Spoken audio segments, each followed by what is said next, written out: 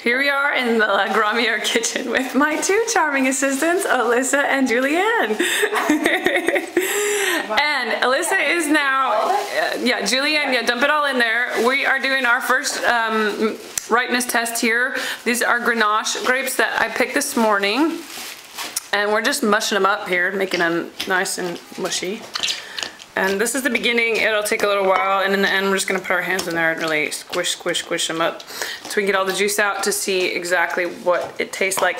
In the glass in front of you, you see some Syrah. We just did a little test on our, one of our new vineyards is a Vin de Pays Syrah, and as you can see, that doesn't really look like it's got much color.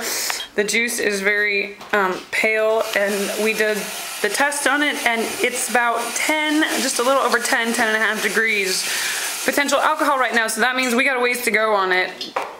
At least probably 2 weeks before we're gonna be picking those delicious grapes, hopefully.